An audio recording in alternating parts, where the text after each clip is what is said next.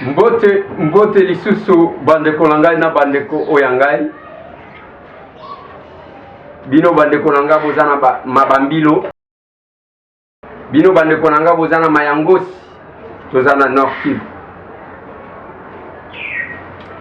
Bandeko na ngai boza à travers le monde. Ba o bobenga kabiso. Bandeko na biso oyo balinga kabiso te. Biso to linga kabino. Où est allé Kambo Congo? Lelo tolamuki na Congo bandeko nanga, tolamuki na Kinshasa capitale ya mboka nanga. Dans quelques heures seulement, le Parlement sera en congrès pour désigner juge à Cour constitutionnelle en remplacement na Oya Koufaki. C'est un congrès qui est contesté par l'opposition, qui trouve que sur le plan forme, la procédure n'a pas été respectée, parce que Essengati babanda na tirage au sort avant d'en arriver là.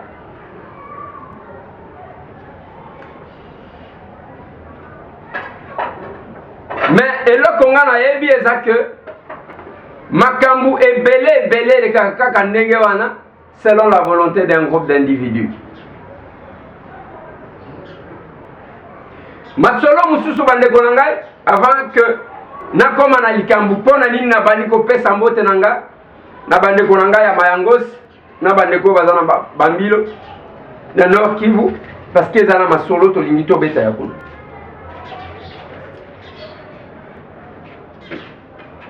Secrétaire permanent ya PPRD à Kitina Mbandaka. Tango Kitina Mbandaka discours na ye ezala koloba na batu ke il faut répondre coup sur coup. Soki boyoki mutu alobi mabe ya Joseph Kabila il faut kosala yo omoni malamu kosala. Soki omoni mutu alobi mabe ya secrétaire, soki secrétaire babengaka bango nini? Soki secrétaire permanent ya PPRD na Mbandaka bosala yo bomoni malamu kosala. Et mutuanga koloba wana zanani awuti kozala ministre ya intérieur et sécurité. Les gens censés sécuriser le peuple, c'est bien. La sécurité intérieure du pays dépend de ces ministères-là.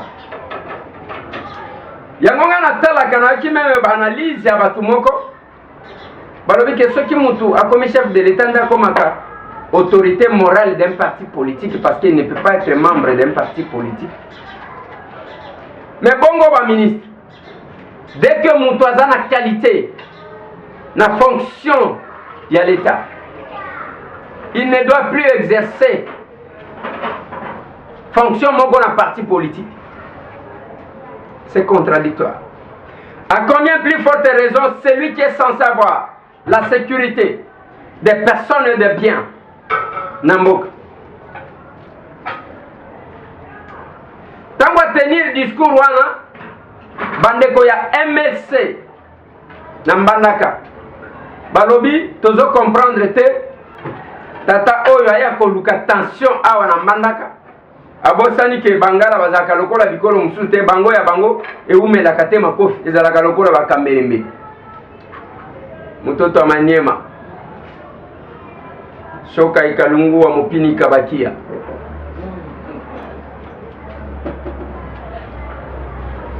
Mais tango komona mutu oyena discours, d'un côté vous avez besoin des élections, de l'autre côté vous appelez à la violence. Qu'est-ce que vous avez besoin finalement? Bona posa nini? Et ba élection koma lokola eloko ya tension boye ndenge ni na mboka. Soki to bandi ko poussa na ka pembeni ya élection il faut batu bayoka tension zo mata. Eza lokola liwa batu ezawa. Pendant que sous l'autre cieux, mokolo a fait, ezaka mokolo a élection. Batu bako sika, batu bako sepe. Mais chez nous ce n'est pas le cas. Mais là qu'on a natuna kibino lobi pe na zo tuna lelo. Entre oyo akomika ka kanda. Na oyo mususu. Nena zo se sentir mal à l'aise. dans un pays oyo vivaki awa, c'est pas la première fois. Tout le monde a jeune, il y a même parti politique appelé à la violence et personne qui a fait quelque chose. Ni le parquet qui est censé rechercher les infractions, ni d'autres services de l'État. Attends mon touté. Bazo de la place, c'est Bango Bazelak. Ça nous fait mal parce qu'ils ont beau cannabis. Et Bangi Sakabisote, mais ça la kabiso mabe. Parce que biloko wana ko banga, ezana batuna nu babanga. Pamba pamba. Nezana batu misusu.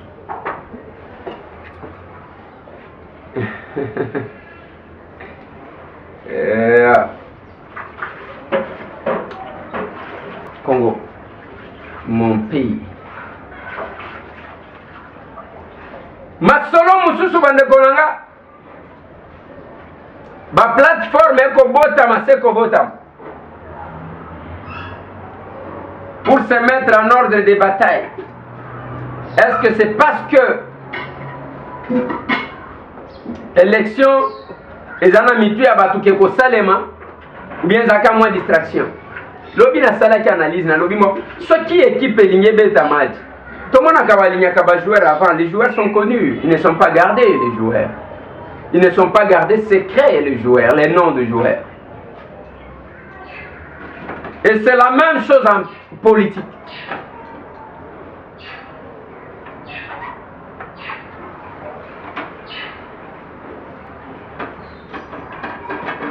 Mon pays. Toyoki Palou a Kominaba. Henri Thomas Lokondo, Babrino Mavungu, Basali a Bango plateforme électorale. Ndena bandi ko réfléchir.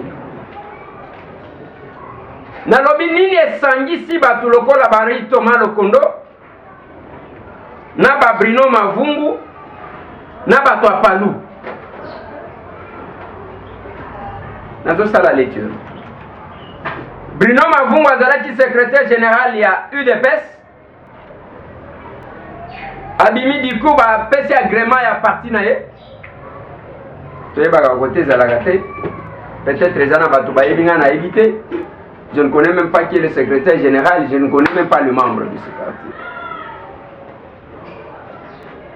De l'autre côté, il y a les Palous alliés. Il y a PPRD. Il y a majorité. Il y a Joseph Kabila. Il y a Henri Thomas Lokondo. On l'a considéré comme quelqu'un qui fait l'opposition au sein de la famille de Joseph Kabila. As un membre, il y a famille de Joseph Kabila, il y a famille politique bien sûr. Mais il s'oppose à certaines pratiques Nakatiwan. Bien que la plupart, il y a un grand coup. Les cacanes apparemment. Du côté de la majorité, les grands joueurs, c'est Henri Thomas Lokondo. Je ne pense pas que je me trompe. Nous faisons une lecture. Parce que ça la kaka indi omoni ba bengi. Atelemi abeti quoi eleki. Mais na kati wana zwaka ba position moko pe dangereuse. Par exemple quand il a dit ceux qui bozana posé à appliquer accord. Pena Kimia Bozo à Félix Ebotia est premier ministre. Pendant ce temps-là, il a été taxé à Moutia Katumbi. Comme Moïse Katumbi est visible partout. Adoyoki Ebola ebimi na Bikoro. Balobi Moïse Katumbi akenda kibuto abwaki Ebola. Oyo bamakambo oyo. Baril et Mati, balobi soki bomoni carburant et Mati za Moïse Katumbi.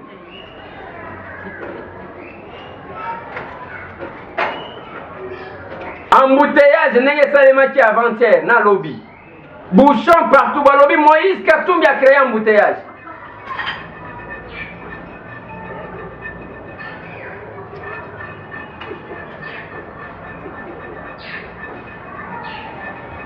Gouverneur oyo a gagné ba élection Tunda.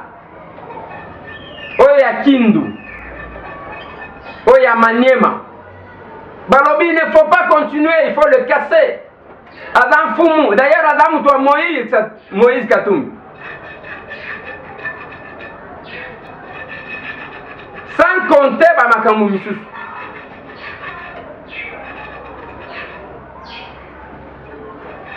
Et c'est ça, plateforme Ekobota Makabande Konanga, to éviter sur base de quelle idéologie. Parce que ceux qui ont talikaka, ngai tambwe en tant que mwana mkolo lupangu, quand je fais une analyse, Nathalie Batouana na tangi misatu. Nazomona ba point de convergence sur le plan idéologique et sur le sens de l'État. Nazomona yangote. Il ne faut pas qu'on s'aille l'alliance contre la nature. Du moins, ezala pour ba plan moko diabolique. To ba messe noire. Ngai na loba na bino. Quand vous trouvez les Nyatura, qu'on s'aille l'alliance na ba def na lu. Il y a quelque chose. Parce que ce sont deux forces qui se battent. Les lobes de Konangaï, parce que na tangi ba def na lu. Lobi incursion makas na Mayangos, tozana Nord Kivu. Batu bakendaki kokata bilanga na Mambambilo. Bazaki soki 35 personnes. Incursion moko makasi. Banlevé 8 personnes. Bakena bang. 2 personnes bakufi. Et toyebi suite était à batu misusu. Toujours là-bas. Ezana mutu mususu bakutaki ya kokufa. Monsieur Christian Kasereka tangu bazo kende kokunda ye accompagné à FRDC nde système ekuma na est ba def na lu batake bango des bandades pendant qu'on allait enterrer un mort. J'ai toujours posé la question dans ma réflexion.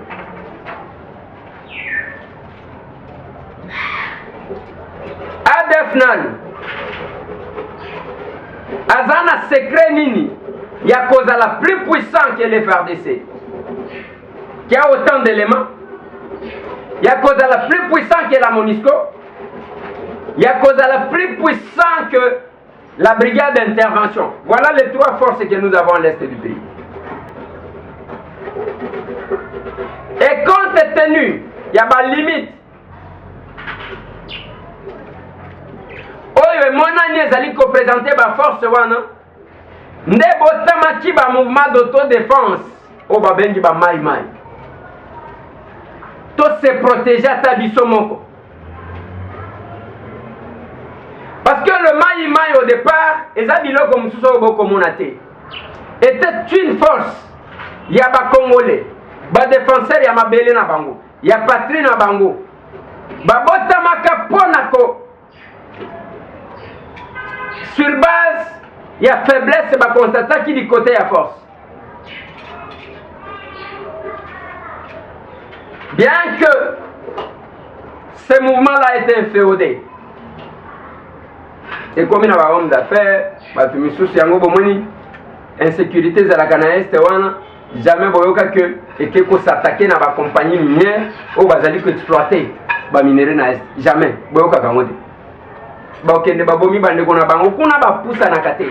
Ce n'est pas parce qu'il y a une forte force que les force il y a quelque chose qui se passe. Il y a 4 Rwandais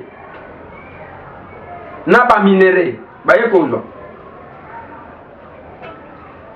ba coltan tangu bakangi ba Rwandais wana sur le sol congolais na ba coltan yoka Ils sont entre les mains de la justice congolaise. Et après, justice congolaise est pour ça la bangoni.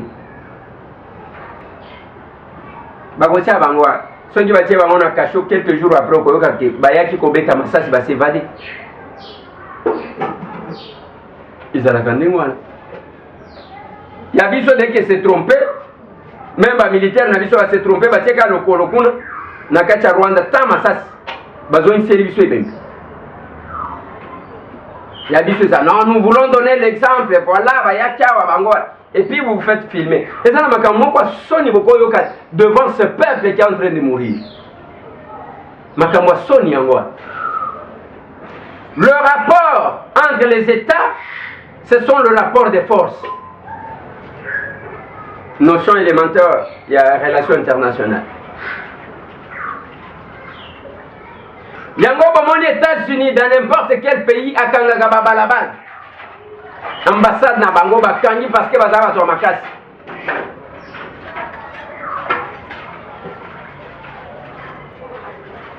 Mais tangu boko mona bande konanga.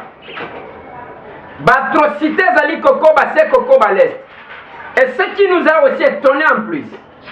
Botali insécurité wane si la kate insécurité oyo komi lokola vie normale. Yes. Mais tala siko un enrôlement na makambo officiel électoral oyo bazo audité. Tala nombre ya bato. Et matikuna. Des questions se sont posées. Peut-être que audit en couper sa résultat, mais bakoti en wapi audit résultat ya audit. Voilà bande konanga. Yango nga na lobaka na bandeko. Tozana ngonga ya kosala blague te soki ozana kindoki na yo vanda tokolukela yo ba pasteur a moto basunga yo. D'ailleurs kalate bokolanda makambo moko ya kabundi walesa boka makambo ya kindoki tokolukela bino yo pasteur moko ya maya moto donc ya moto penza abikisa yo. Parce que ce n'est pas normal. Nami tout n'a qu'un argument. Attendez. Tozawapi. Hein? Au Vandi, avoir seulement situation nambo kanabison n'engezali. Yo mutu mobimba, yo tata mobimba. Allez, au Vandi wano bandiga lokuta. Obimisi ango. Et puis, distraction wano zo meme là-bas. Ozo meme ango pona nini. Ozana quelque chose que tu es en train de gagner parce que tu veux détourner l'attention des Congolais. Et c'est une mission que tu accomplis. Et j'ai dit ceci. Un jour, le Congo te le rendra. Et ça, j'ai toujours dit aux gens. Tu sais conscience, que ça te dit. Mais retiens ceci. Ces pays que nous défendons avec détermination. Ces pays pour lesquels nous risquons nos vies et celles de nos familles, Mboka Oyabako Konabiso, te rendra ce que tu fais aujourd'hui. Et ça, je vous dis. Et moi, je dis toujours aux gens, bon manipuler à la justice, bon manipuler à la service de l'État contre ceux qui se battent pour le Congo, mais ne pensez pas que ça va s'arrêter là. Comme je le dis toujours, Montesquieu a dit que loi, il ne faut pas être là. La toile d'araignée qui se limite à arrêter les insectes que nous représentons aujourd'hui au Congo pour faire passer les oiseaux et les animaux. Mais un jour viendra. Mokole Koya, biso tozaba combattant jusqu'à la mort. Biso tozaba combattant jusqu'à la victoire. Et nous allons les vivre. Toko talanaka un jour boui. Ça j'ai dit. Ngai tambwe na combattant jusqu'à la mort. Ngai naza combattant jusqu'à la victoire. Parce que nous devons donner le meilleur de nous-mêmes à ces pays et léguer un meilleur pays à nos enfants. C'est qu'a voulu le père de l'indépendance.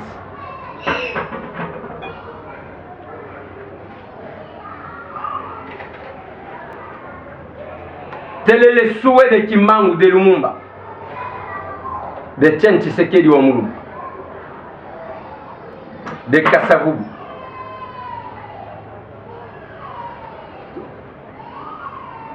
les souhaits de tous ceux qui se sont battus pour la République. Ils ont collégué un Congo meilleur à nos enfants. Voilà pourquoi Tozoloba. Voilà pourquoi nous menons un combat dans le risque. Et on les mènera.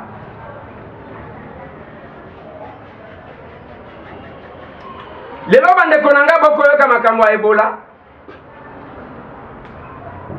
Ebola wana soki boyoki Bikoro eza na frontière na mai ndombe non bao bazaka na kiri oyo bakatisaka bakendaka awa ba oyo pe balia bayaka na kiri dans l'ancienne Bandundu bakatisaka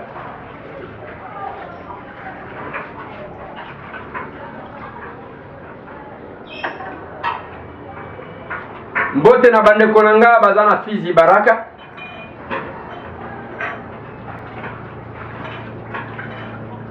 mbote na bino tu bozana Sakanya bino bandeko nanga bozana Kasenga to na Pweto, je vous salue.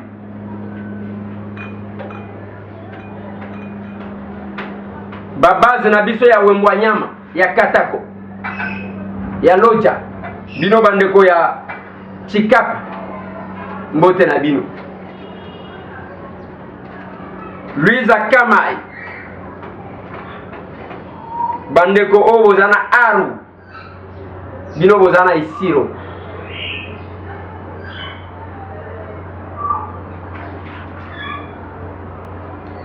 Bandeko nanga bozana Chopo. Avec tout ce qui se passe comme le cas d'insécurité. Voilà bandeko nanga tangu tolobelaka Congo Air moko makambo toyokaka na éviter. Yango na lobby makambo ya. Je vous confirme encore que nzoto ya Rosimu Kendi Chimanga et Kobima le 17 et cause à l'exposer na Sanef Peba Kokundaye le 18 na nécropole entre ciel et terre. Selon interview to salaki na bavoka to tunaki bango mituna si le gouvernement a donné ne fût que 100 francs balobi ata 100 francs te et outi kota gouvernement pona ba obsèque wan c'est la famille et na bandeko et belé oyo ba assistaki na poto nde bazali kosunga puke makambo wana esale.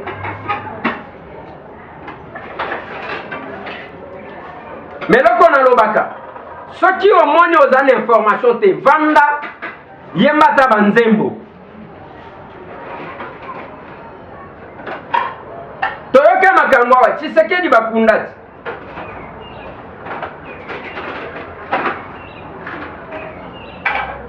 la même chose et lobami si makambo ya Rossi parce que tozana posa ya kopesa information mais luka yango te oyebaka technique te ya kozwa d'information soki oza na technique te bengaka baninga bapesa yo technique oyebaka tozwaka bainformation ndenge nini et à la source le vrai alors.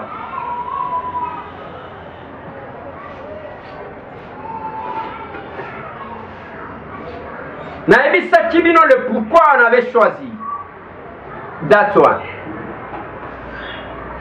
C'est parce qu'à Kangamaka le 17 il a fait 28 jours dans des miens sans visite. Yango pe lelo azakuna depuis akufi autant de jours sans visite.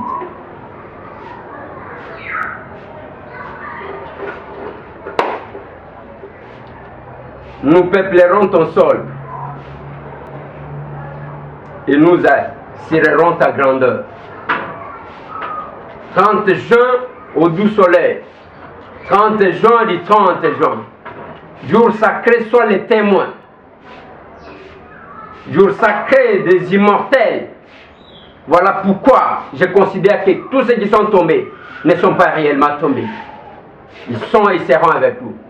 Pour un révolutionnaire, pour un combattant qui est tombé sur les champs de bataille, on ne souhaite pas un bon repos. Se reposer en paix, ils ne se reposeront que quand la victoire sera certaine. Voilà, Bande Konanga, c'est le langage de ceux qui comprennent. pour ne pas parler des initiés.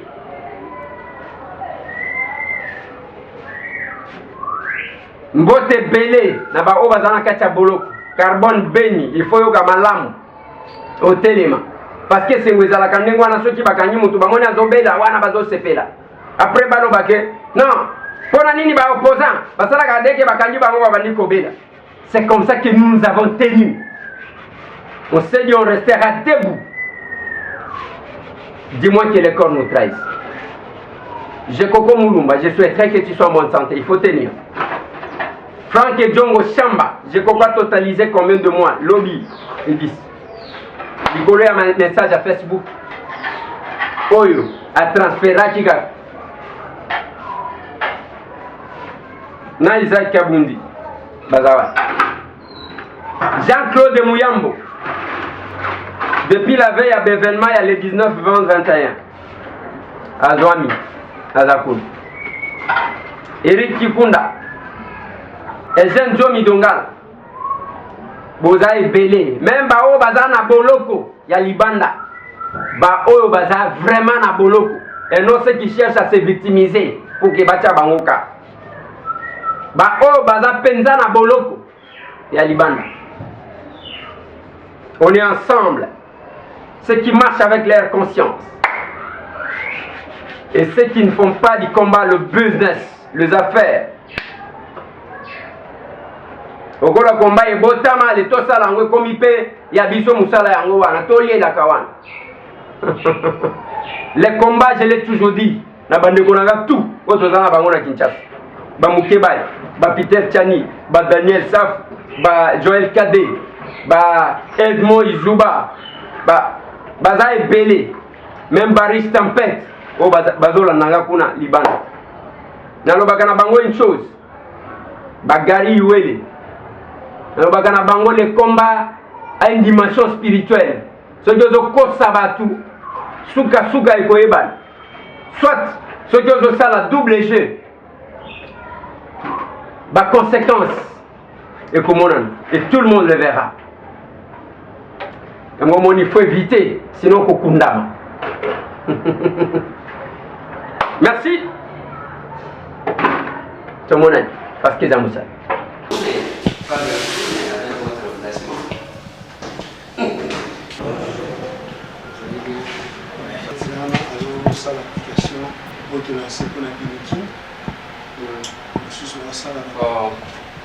Ils sont formés ici. Ils ont reçu la formation chez vous. La première promotion. Tous sont de la première promotion. Là, la parité est respectée. Hein.